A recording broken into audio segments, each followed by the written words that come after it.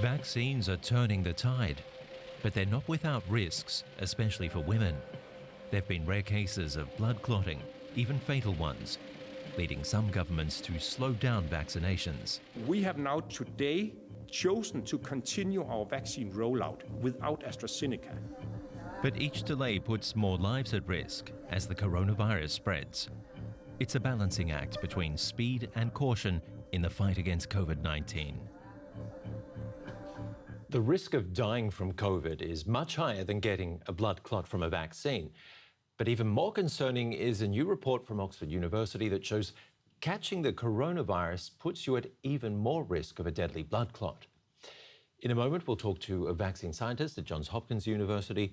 First, this report. AstraZeneca's COVID-19 vector vaccine has hardly been out of the headlines since last December. Until now, it's been instrumental in the success of the UK's vaccination programme. But from now on, its use there will be restricted to those over 30 years of age. There have been worries in the European Union about its effectiveness and potential side effects. Germany initially restricted its use to under 65s.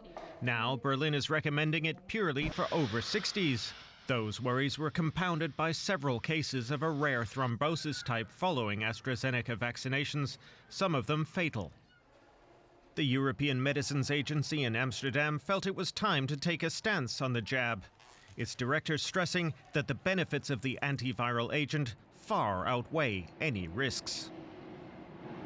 This vaccine has proven to be highly effective. It prevents severe disease and hospitalisation, and it is saving lives. Vaccination is extremely important in helping us in the fight against COVID-19, and we need to use the vaccines we have to protect us from the devastating effects. Scientists have been investigating the reports and circumstances of the thromboses. Britain's Medicines and Healthcare Regulator Agency says 20 million doses of the AstraZeneca vaccine had been administered by the end of March, with 79 cases of thrombosis later reported, 19 of which were fatal. The cause is thought to be a rare immune reaction. Most of them presented some 2 weeks after inoculation. There are no apparent risk groups such as age or sex. Several countries like Germany, France and Canada have tightened restrictions on the use of AstraZeneca's COVID-19 vaccine. Others have suspended it totally, waiting for the EMA's verdict. It has now recommended the continued unrestricted use of the AstraZeneca jab, regardless of any rare cases of thrombosis. So mixed messages there about vaccine safety. To unpack this, let's bring in Corso Talacis, a vaccine scientist and infectious disease physician at Johns Hopkins University in Baltimore, Maryland. So let's start with AstraZeneca. As we heard, that's being given to more than half the adults in Britain and is credited with saving tens of thousands of lives. I'd gladly take it, but authorities here in Germany and other countries are blocking its use and offering no timely alternative.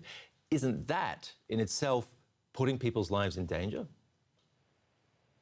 So when you have a pandemic that's out of control, like we have with the COVID-19 pandemic, then then you have to weigh the risks and benefits of any available preventive, such as a vaccine or treatment. And for the AstraZeneca vaccine, it has been shown to have saved millions of lives already.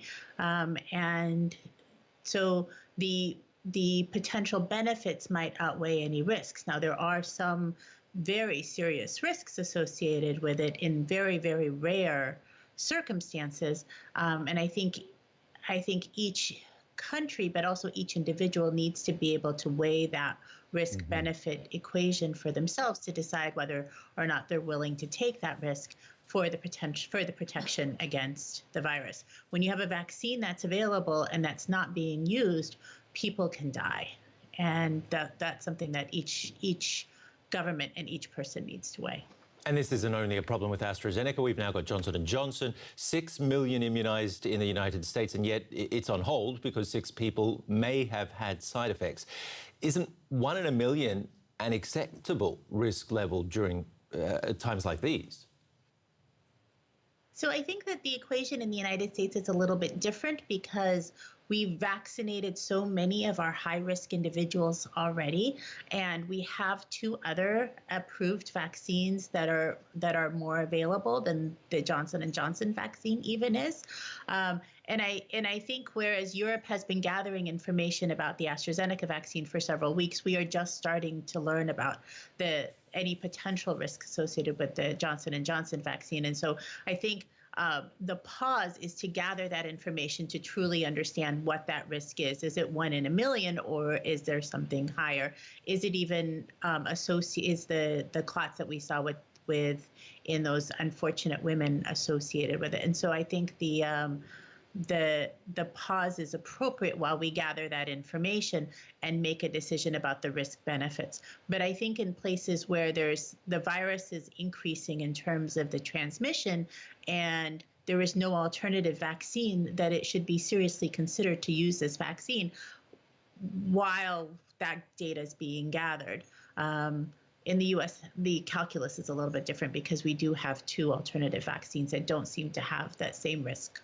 The strange thing, though, is that, and this is what will get many people, especially women, worried about this, is that those people affected by clotting were women in a certain age group, and it's been a similar profile for AstraZeneca as well. So why is it being blocked for everyone, or everyone under 60 or so?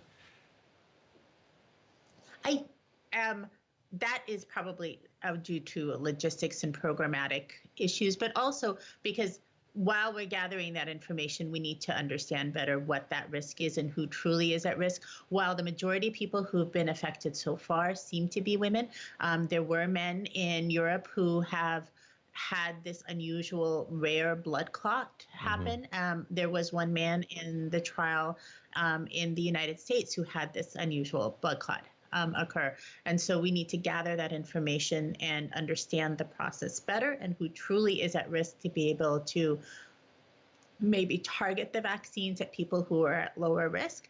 But, it's interesting that you say that because there's a lot of adverse events from vaccines that seem to particularly affect women and especially women in their reproductive years.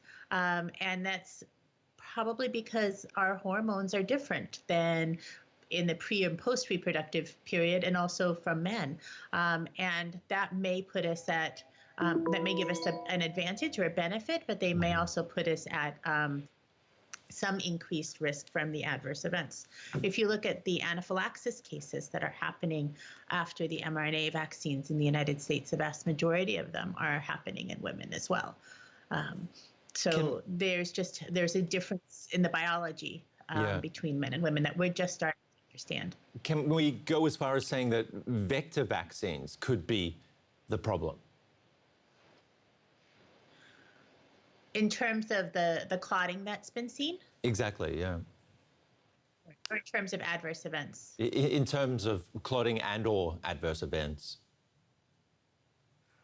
So each vaccine is going to have its different adverse events. Each vaccine platform has different kinds of adverse events that happen. And so for the vectored vaccines, especially for AstraZeneca, potentially for Johnson & Johnson as well, it looks like clotting may be an increased risk factor that we didn't see with the mRNA vaccines. And in the United States, over 100 million people have now been vaccinated with one of the two mRNA vaccines without the same sort of signal that we've seen with the adenovirus vaccines.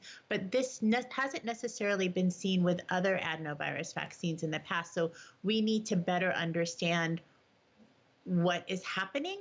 And I think that this pause allows scientists and researchers to really dig deep into each of these cases to better understand what's happening and also to understand the mechanisms a little bit better. And it's been fantastic having you on the show explaining to us what all this means. Koso Talat of Johns Hopkins University, thank you very much for being on the show today. Thank you very much.